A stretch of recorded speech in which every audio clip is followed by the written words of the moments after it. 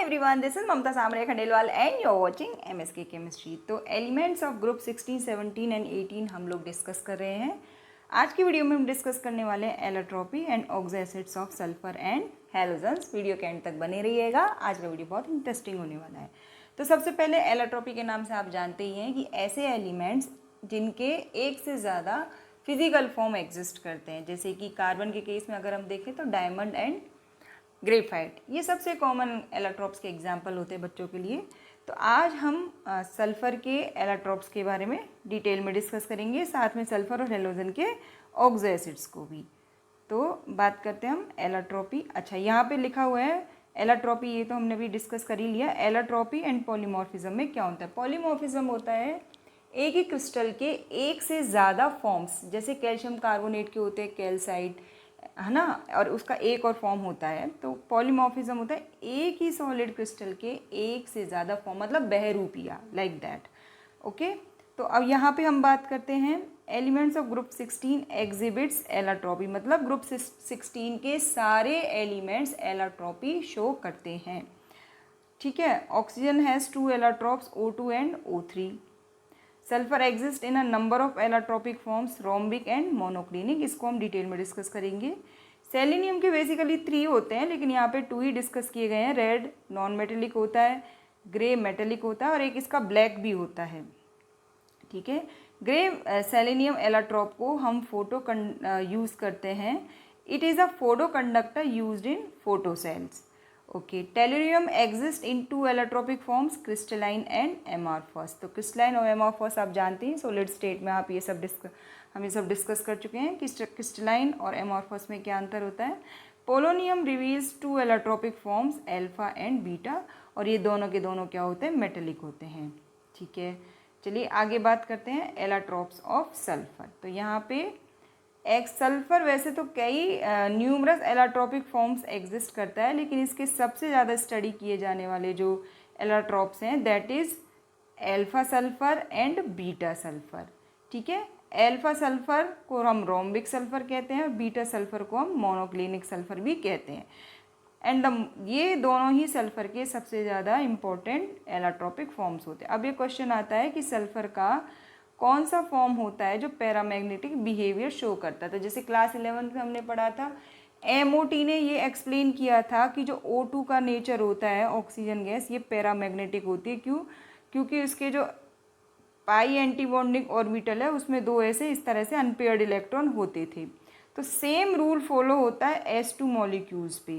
तो S2 molecules में भी क्या होता है, इसका जो नेचर होता है वो पैरामैग्नेटिक होता है। इसके भी पाई एंटी बॉन्डिंग ऑर्बिटल में 2 अनपेयर्ड इलेक्ट्रॉन होते हैं, इसलिए S2 फॉर्म पैरामैग्नेटिक होता है। ये आपको अच्छे से याद करना है।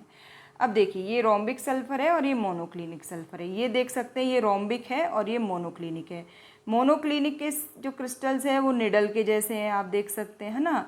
और जो रोम्बिक है इसके क्या होते हैं, जैसे 2 प्रिज्म आपस में एक साथ जुड़े हों। जैसे ये दिख रहा है आपको, एक ये प्रिज्म आप है जुड़ा हुआ और इसके नीचे ये एक और प्रिज्म इससे जुड़ा हुआ है। इस तरह से इसका स्ट्रक्चर होता है।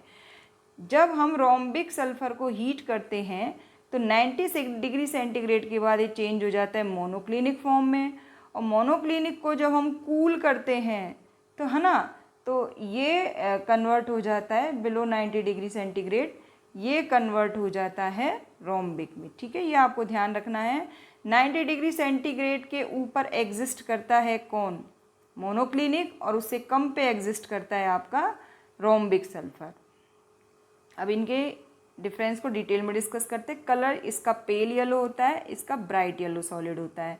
शेप होती है इसकी ऑर्थोरोम्बिक क्रिस्टल, इसके होते हैं निडल शेप क्रिस्टल, जैसा कि आपको भी दिखाया था।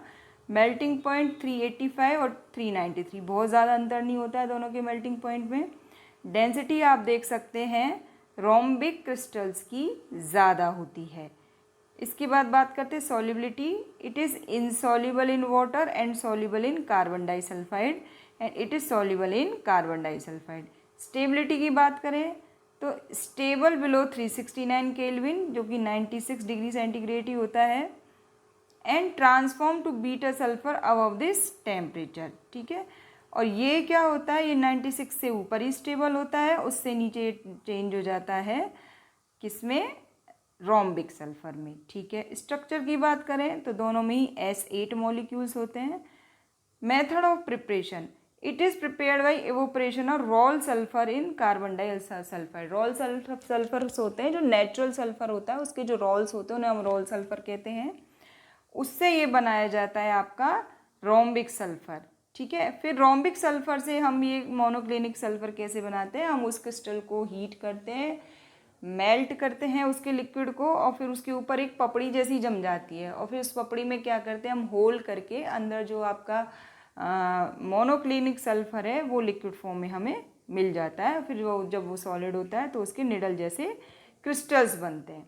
अब हम बात करते हैं ऑक्सो एसिड्स ऑफ सल्फर। इनके स्ट्रक्चर्स पूछे जाते हैं एग्जाम में, मेनली आपको इनके स्ट्रक्चर ड्रॉ करना आना चाहिए।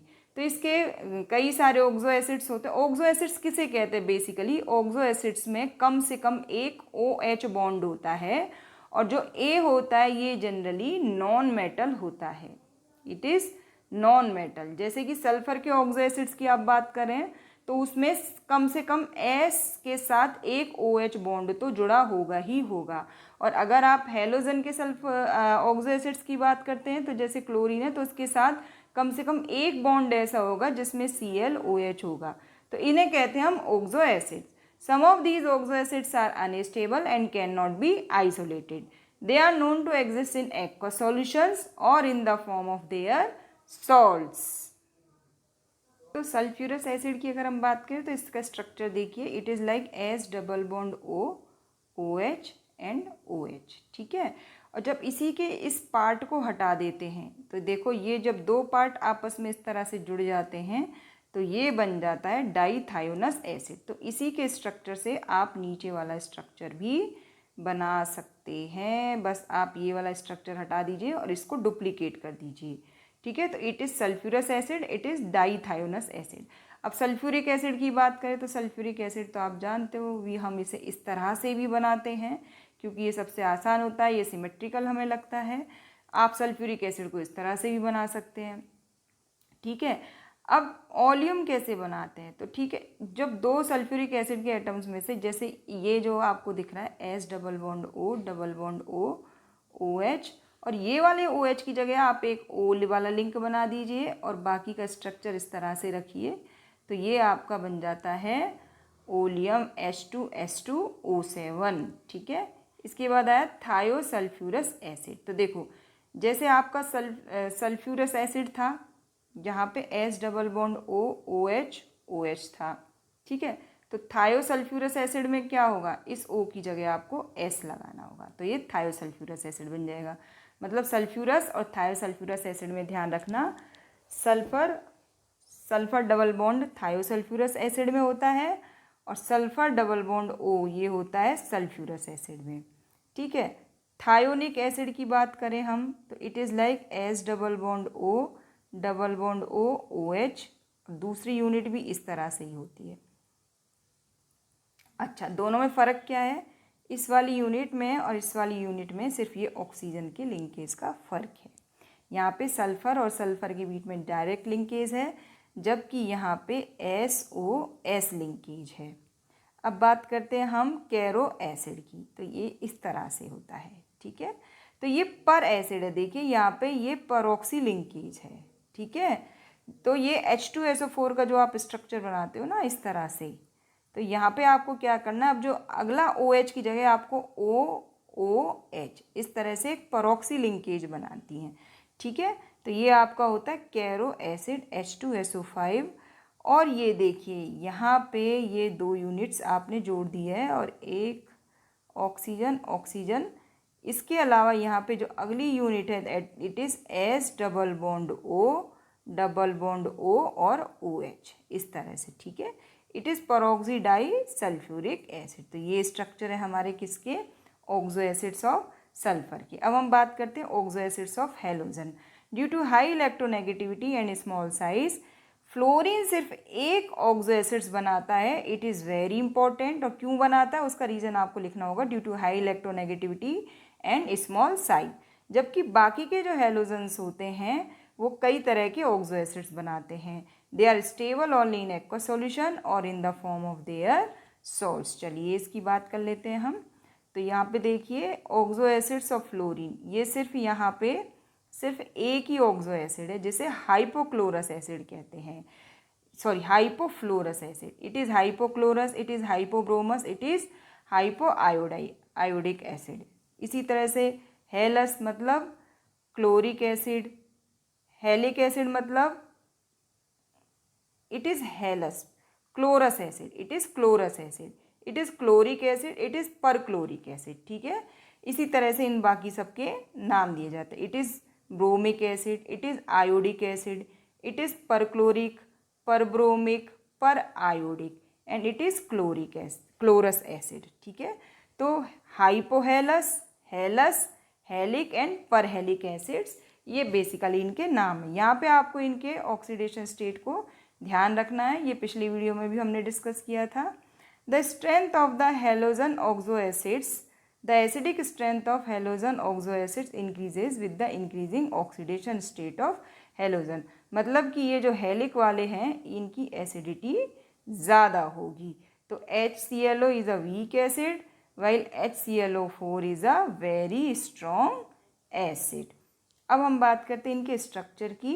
तो यहाँ पे आप देख सकते हैं स्ट्रक्चर बहुत आसान है। जैसा कि मैंने बताया कम से कम एक AOH बॉन्ड तो होता ही है और A नॉन मेटल होता है। तो यहाँ पे जो हमारा नॉन मेटल है वो है क्लोरीन, इसके साथ एक OH बॉन्ड जुड़ा हुआ है। यहाँ पे देखिए क्लोरीन के साथ ये OH बॉन्ड है और ये जो ऑक्सीजन एड ऑन हुआ है ये Cl डबल बॉन्ड O के फॉर्म में है। तो इसे देखो आप HOClO लिखते हैं, इसको HClO2 बोल सकते हैं आप, क्लोरस एसिड।